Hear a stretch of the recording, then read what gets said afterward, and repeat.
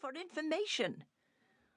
But my aunt doesn't have any books, and school will be closed for the summer when we're doing our holiday task, Hetty had pointed out.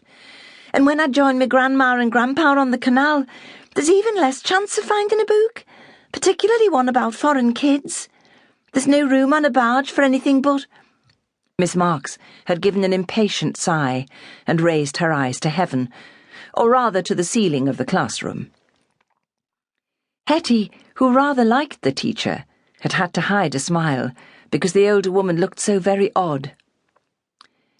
"Hetty Gilbert, I used to think you had some intelligence, but it seems I was mistaken," Miss Marks had said, infusing her voice with disbelief. "Have you never heard of libraries? I suppose you'll tell me you've never visited one and thought the term applied to purveyors of pork chops or smart shoes. Really, child, your ignorance horrifies me. Is there anyone else in the class who believes that libraries sell pork chops?" There had been a sycophantic snigger from the pupils sitting in the front row of desks, but Hetty had decided it was time to cast her own eyes ceilingwards. "Of course I know about libraries, miss," she'd said quickly, before anyone else could put in their two penn'orth. "There's a big one on St. Domingo Road, but I'm not allowed in there. The librarian told me so." "Then the librarian was not speaking the truth," Miss Marks had said in a slightly milder tone. "Children are certainly allowed to visit the library and to become members if they so wish. So if you want to borrow books, you'd best tell the librarian that you need them for your schoolwork, and I'm sure she'll see reason." "But what if she don't, miss?" Lucy Arnold, who shared a desk with Hetty, had said boldly. Lucy was tall for her age and pretty, and always smiled sweetly at Miss Marks, whilst digging Hetty in the ribs as soon as the teacher's attention moved to someone at the back of the room. "What if she tells us to get out, which is what she said to Hetty and myself when we tried to go in one day?"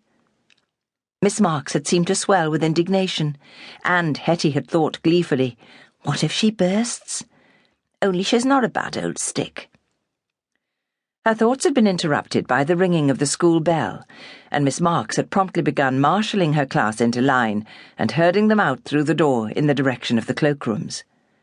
As she turned to leave them, however, she answered Lucy's question. "If the librarian tries to say you can't enter the library, then recommend her to explain to me why my pupils can't be trusted amongst books. But I think you'll find she's not unreasonable." So now here was Hetty, walking back and forth outside the library and wishing that she'd had the forethought to ask Lucy to accompany her, because she knew she would have been a lot bolder with her friend beside her. But Lucy had gone shopping with her mother, so Hetty would have to brave the fierce and terrible librarian alone. And then, whilst she was still trying to pluck up courage, something occurred which made her bolt like a rabbit into its burrow at the approach of a dog. Coming up the street, clouting one another and shouting, came her cousins Bill and Tom with their neighbour Gareth Evans. Gareth was a freckled, red-headed lad, 3 years older than Hetty. He was at the stage when he disliked all girls, and teased Hetty unmercifully, making fun of her mousy hair, her skinny legs, and the fact that she was a dreamer who seemed to have her head in the clouds most of the time.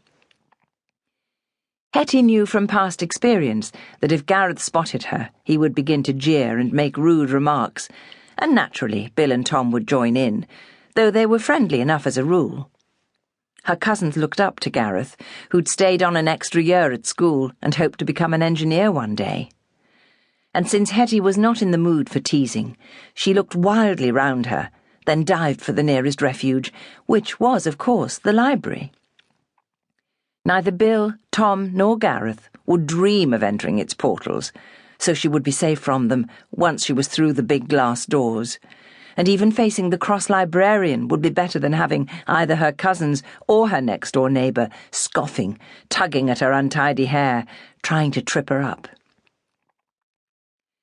Once inside the doors, Hetty looked round for somewhere to hide, then chided herself for cowardice. The teacher said she had the right to visit the library, and she was doing just that. It was a piece of luck that the librarian had a short...